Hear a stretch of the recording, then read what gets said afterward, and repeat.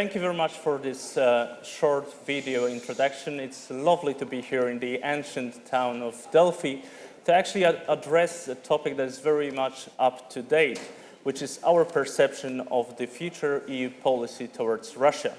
My name is Bart Kot. I'm the program director of the Warsaw Security Forum, and joining me here on the stage are surely one of the most knowledgeable speakers in this subject. Representing Romanian voice in the debate, Traian Hristea, Secretary of State, Global Affairs and Diplomatic Strategies from Romania. Baroness Catherine Ashton from the United Kingdom, bringing the EU perspective as a former High Representative of the EU for Foreign Affairs and Security Policy and first Vice President of the Commission. Professor Jacek Czaputowicz, former Minister of Foreign Affairs of Poland, adding Polish and more of the Central and Eastern European voice to our discussion. And Annegret Kramp-Karrenbauer, former German Minister of Defense, that will surely explain to us all the nuances behind Zeitenwende. Forging the new policy on Russia is one of the most complex topics I could have imagined actually to discuss. But it's also at the core of the discussions, not only in the Central and Eastern European states, but also in Brussels and among our transatlantic allies. In the 40 minutes that we have, let us touch upon certain bits of this subject, such as where we stand in our vision of the future Russia, what tools do we have as the European Union, who is actually leading in this process, and what kind of geopolitical connotations such a policy towards Russia would have. Let us actually start with tools that we have. I'm smiling to Secretary of State Hristea, who's sitting next to me. One of the main tools the European Union has operated with in relations with Eastern European countries was and is still Eastern Partnership. Now when Ukraine and Moldova acquired the candidate status, the reality changed a lot in this respect. So to what extent do you believe this is still an operational tool? And if not, then how it can be amended? Well, first and foremost, I would like really to express my gratitude for this opportunity to be present here in such a distinguished panel. I'm a bit shy to answer first that question, having here to my left Cathy Ashton, who actually appointed me as EU ambassador in Armenia at that time, Eastern Partnership country that it is to recall. He's brilliant, by the way. No, thank you. I'm sure about it. That's why he got the first question. Well, yes. Well, definitely, I guess that this topic is actually quite important and definitely brings the attention or draws the attention of all the policymakers in the area of the foreign affairs.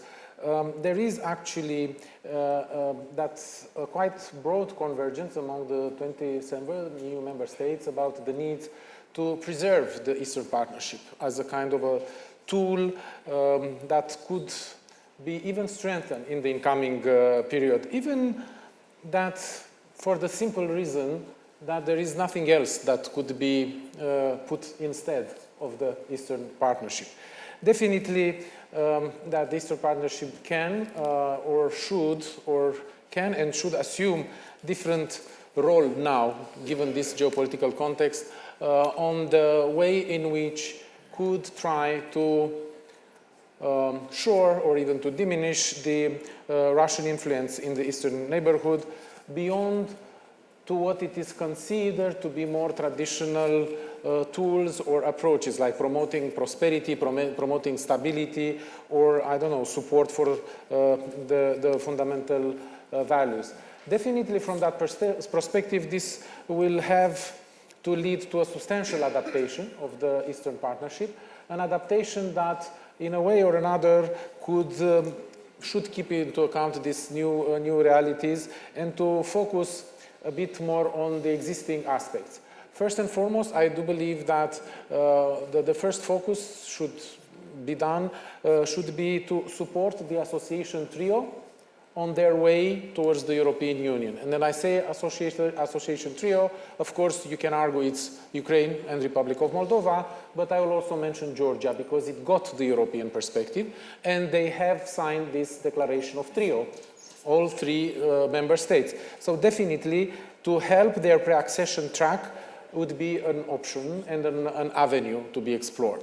Then when it comes to Armenia and Azerbaijan, to keep them as close as possible to this European dimension or to the European Union, the values that are promoted by the European Union. And definitely when we speak about Belarus, the only way or the only avenue that we could have there is to continue the engagement and support towards the Belarusian civil society. And therefore, we have here, I think, a perspective or a goal. What this will mean in practice, of course, it will mean increased cooperation of the European Union with its partners, a discussion within the EU and its partners in means on increasing the degree of differentiation in forms of variable geometry of the Eastern partners themselves, and definitely to have a kind of a two-fold approach that will mean the first team to help them to prepare to become EU members, and for the others to have more engagement in areas, why not in terms of security. We have been all witnessing these missions to Armenia, at the border between Armenia and Azerbaijan, or recently established mission in the Republic of Moldova. So definitely there are other parameters that we can build upon within the Eastern Partnership with the support of all the other beneficiary partners.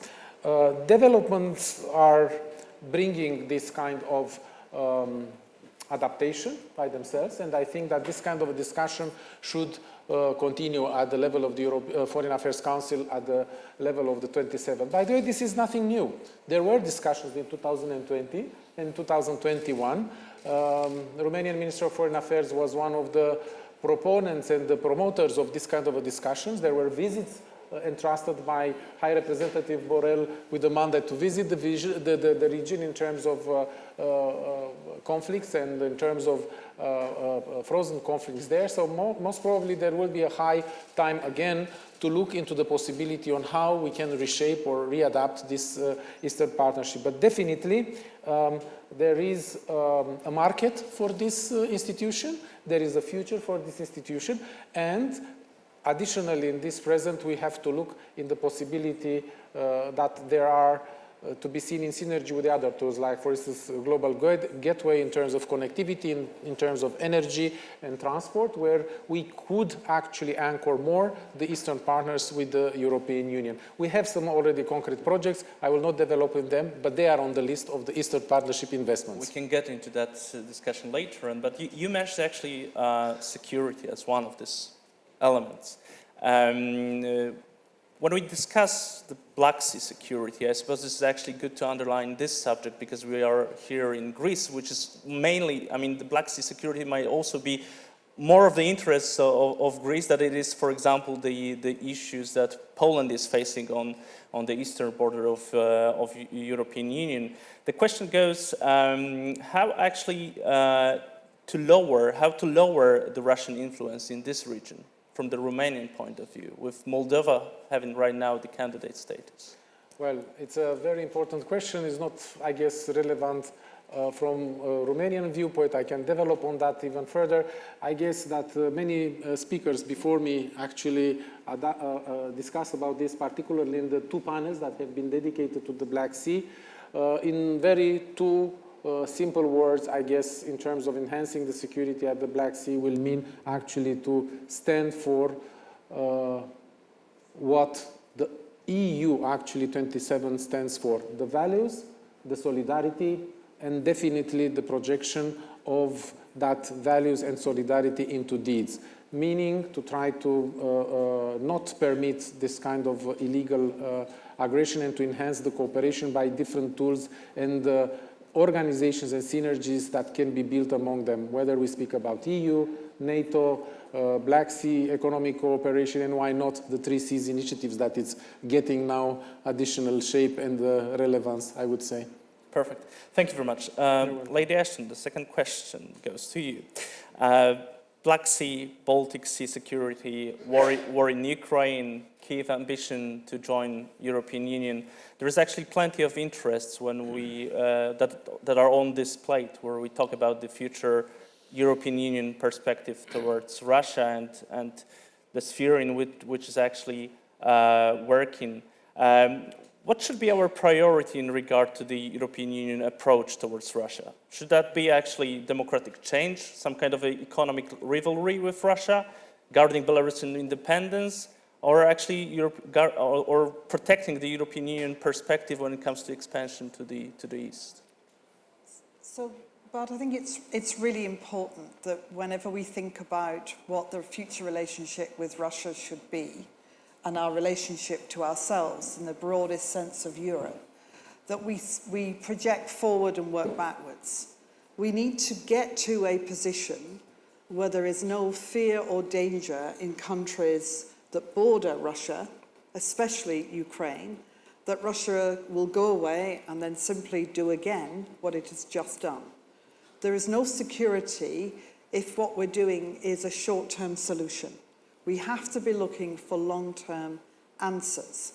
And that's going to be a combination of things. First of all, it is going to be about the solidarity between European Union member states with countries that recognize that their own future path to the kind of future they want is going to be found by the relationship they have with Europe, whether that's membership or not, rather than a relationship with a country that is prepared to simply walk in if it doesn't get what it wants.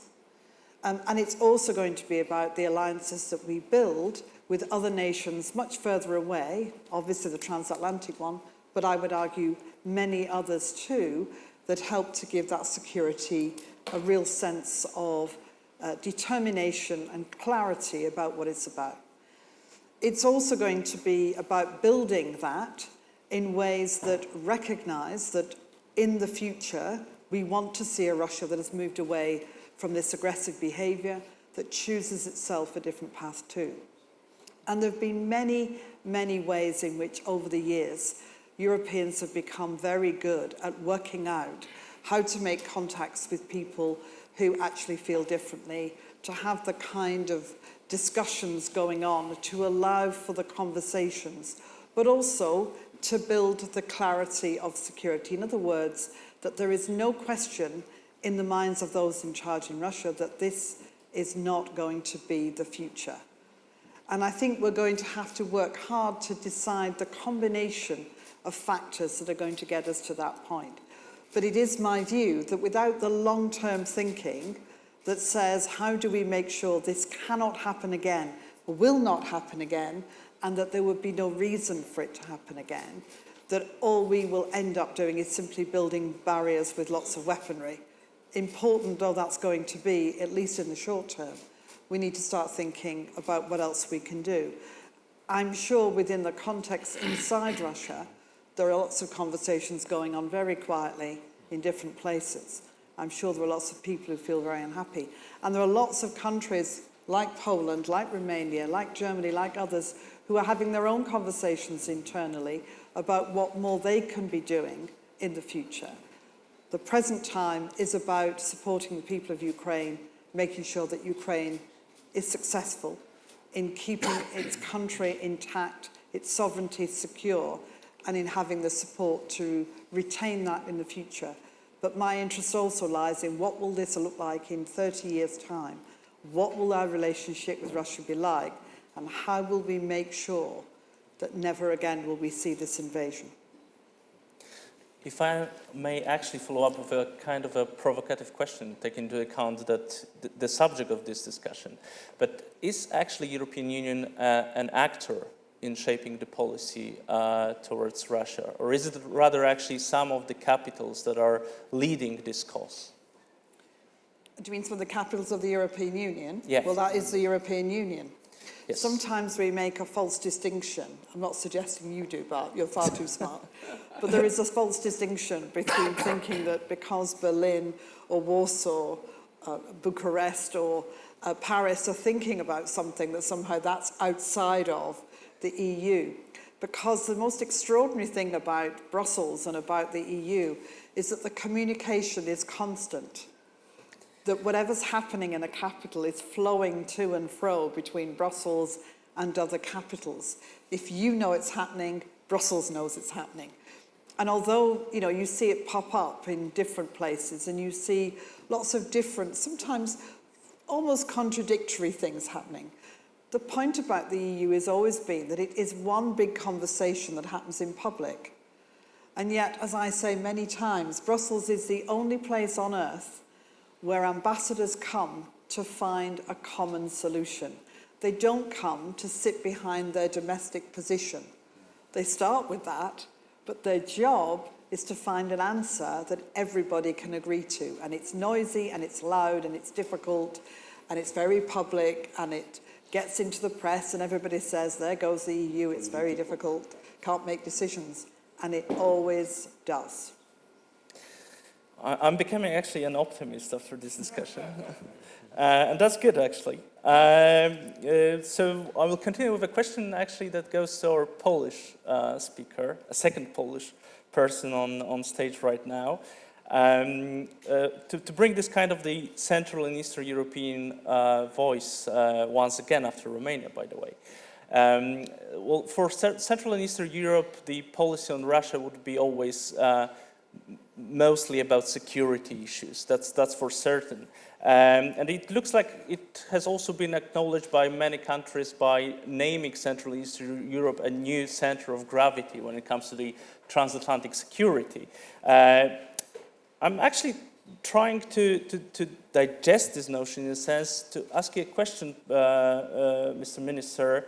What is the actual potential of the region to influence the policy on Russia when it comes both internally in the European Union and on the transatlantic link? Very important question, but let me refer also to the title of our panel, which is Central European Perspective, but also the new EU foreign policy towards Russia. Do we need a new foreign policy? What was the old foreign policy? I think that this is a key question. We have to learn on our mistakes, faults done previously.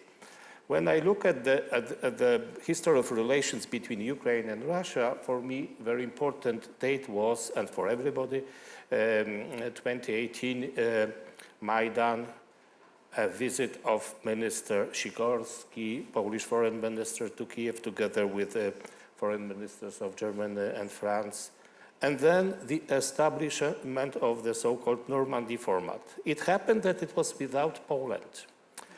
And it was, I think, a mistake, because it gave also the European Union a pretext not to be involved in resolving this quarrel, this dispute between Russia and Ukraine. I talked about that with Federica Mogherini, successor of Cathy Ashton, asked her why the European Union is not a party to that Normandy format. It was not the case as far as nuclear deal with Iran is concerned, JCPOA, where European Union was a party, and therefore member states other than France and Germany could influence, could ask. So we couldn't do that, Poland, because we thought, we were sure that this policy is not good, not leading to resolution of the conflict. I must say that it was established, the format, to enable trade relations between these two countries, France, Germany, with Russia. If I may paraphrase Lord Ismay, the first NATO Secretary General, I would say that the Normandy format was to keep the Russians in, the Americans out, and the Ukrainians down. I know that it's a very hard sentence, but it was like that. It was like that. And we wanted to change. We had not any instrument to change that. And we tried to improve the situation through United Nations Security Council debates. And Ukrainians realized that it's a mistake, it's a difficult situation they have within this format. They wanted to enlarge that to include the United States.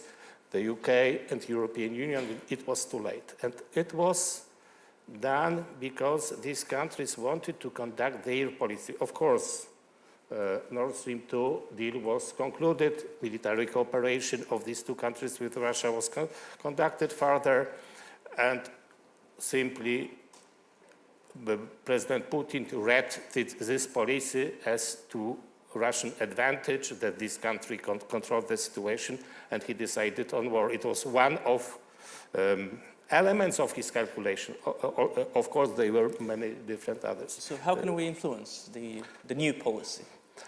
How many? How can we influence the new policy? Okay, so first of all, because in your question there is a suggestion that we have to convince.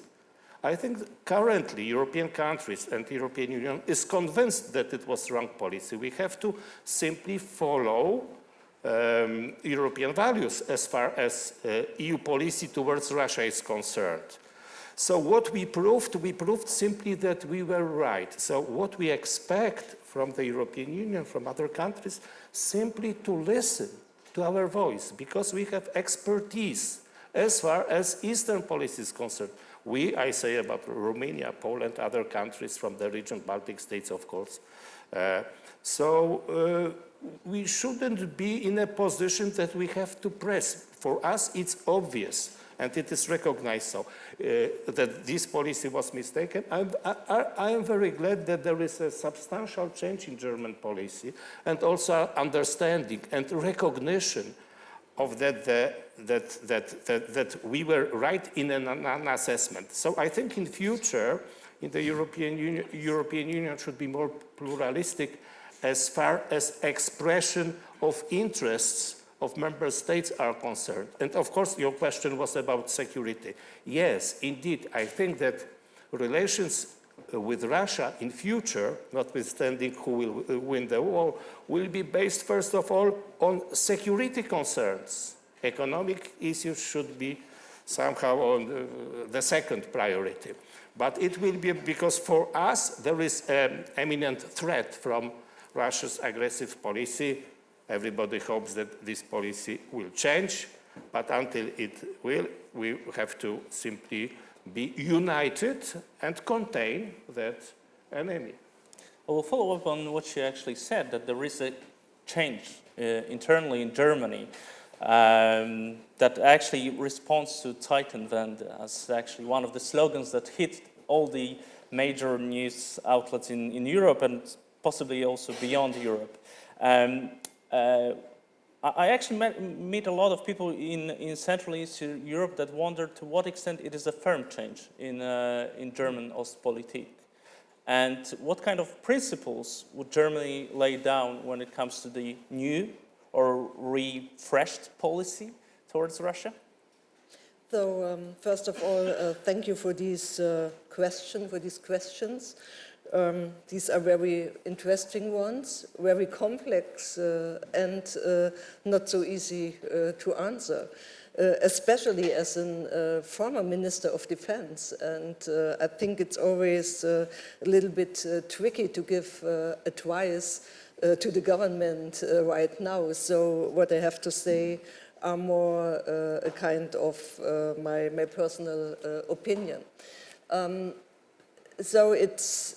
I think that right now we have two tasks at hand that we have to deal with.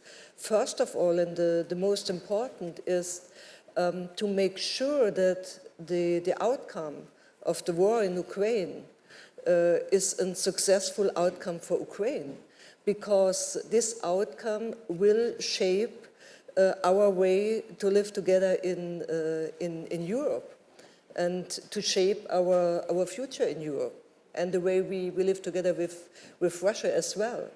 And so I think the most important thing right now is that we are able to support Ukraine with all what is needed to win this war or to end this war on conditions defined by the Ukrainians.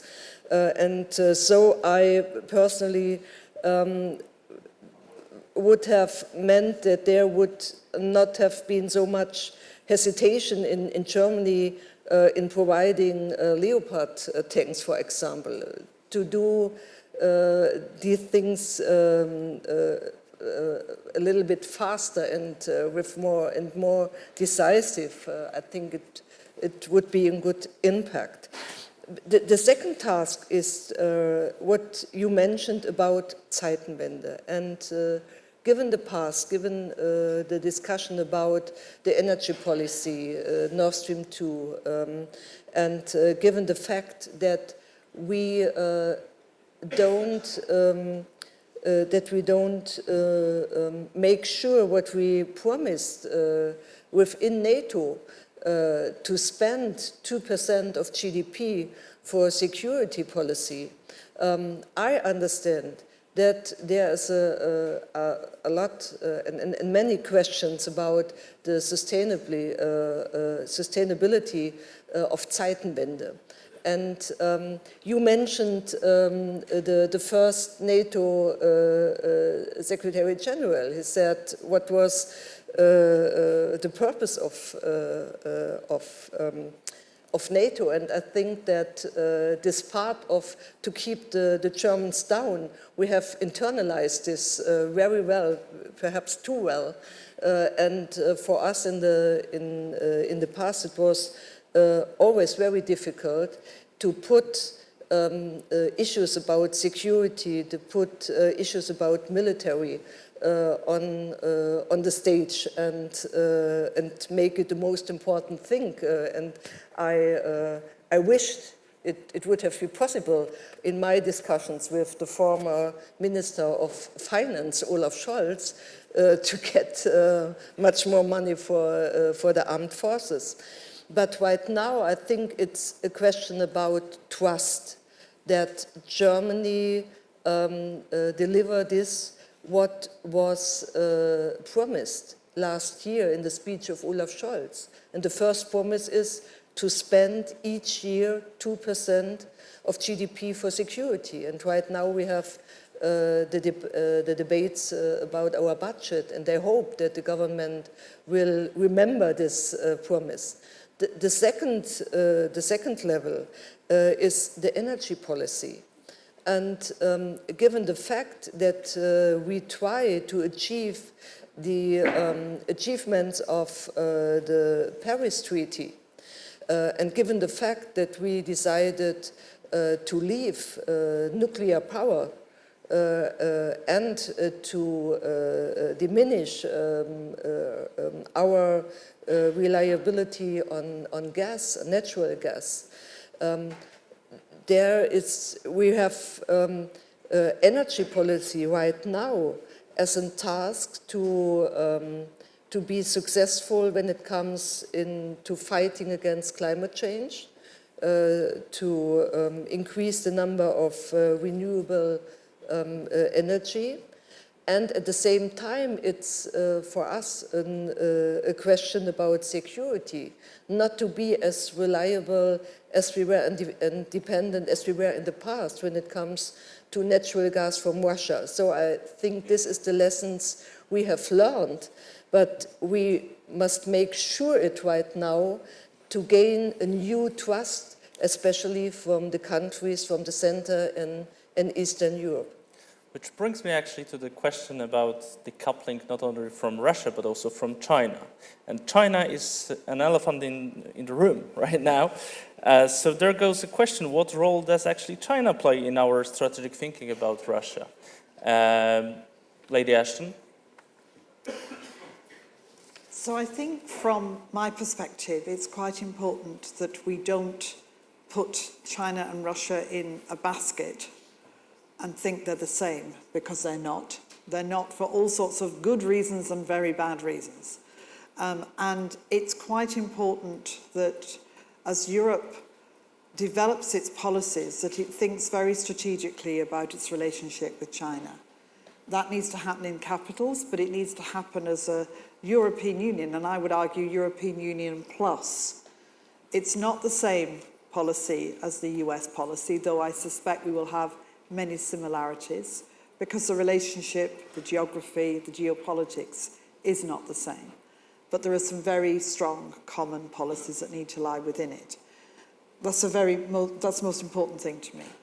I think, secondly, that it's quite important in the context of what's happened with Ukraine that as much effort is done as possible to try and make sure that we don't see this coming together of Russia and China in the way that looks very obvious at the moment, but I'm not certain underneath is actually where China will end up.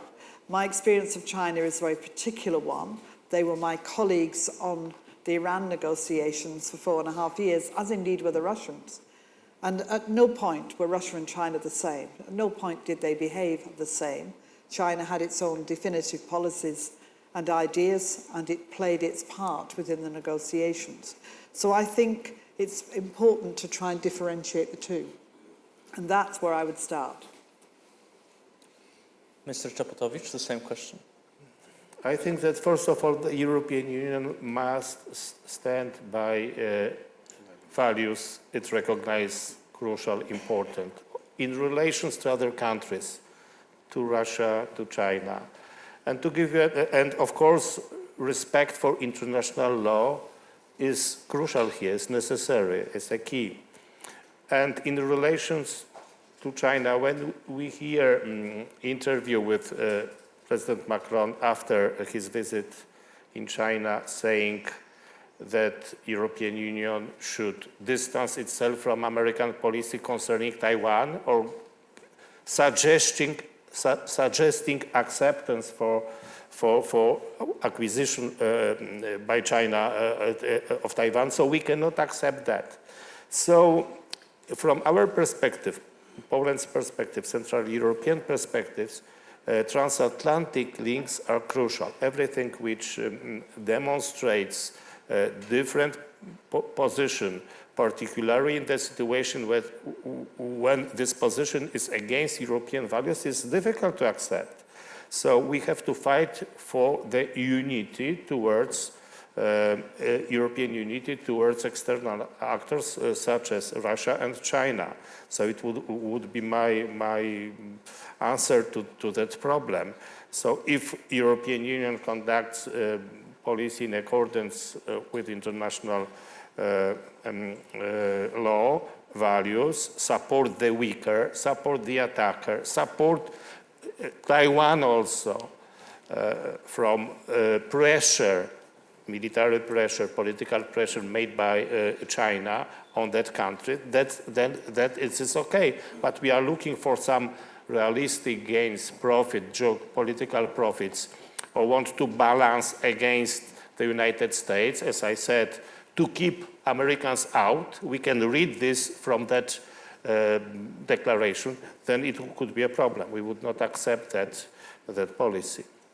I'm rather trying to explore actually how much, what is the game between, China, Russia, and how much actually European Union can outplay those two. So the question of Taiwan is, of course, somewhere out of this topic. But actually, what you brought to this room about the transatlantic link as being one of the strongest from the Central Eastern Europe perspective is also the foundation of my last question that goes to Mr. Kramp-Karrenbauer.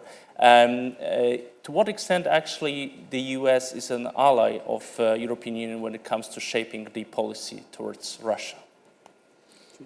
So I think when I get your question in the right way, I think that we have to be aware that we in Europe as Europeans, we share a lot of values with the USA. We are the part of the world that rely the most on an international system that is rules-based, governed by law, and by free trade, for example. But we are all together living in a connected world, and there are some tasks at hand, like the climate change. We are not able to solve this task without China. So I think we shared a lot of values in the Western world, but not each single interest. And therefore, I think it's very important that we don't see the actual situation in the world as a rivalry just between two superpowers, between US and China. This is a systemic rivalry, and we are not sitting on the sideline and are watching this discussion. We are an active part in this. And to preserve our own interests in Europe, it's absolutely necessary that we become stronger, more united in the European Union, especially in the single market, because this is the power we have to deal with both sides, with the United States and China. And last remark. I don't agree with those discussions who talked a little bit about decoupling from the European side from the US side. I think that history has proved that the best for the Europeans is a strong transatlantic partnership. But what we need is a very clever and smart approach to deal with both China and the US. And let us end on this very perfect and optimist note. Ladies and gentlemen, Traian Christea, Catherine Ashton, Jacek Czaputowicz, Annegret Kramp-Karrenbauer, and Bart Kot. Thank you very much, and see you soon in Warsaw or elsewhere. Thank you.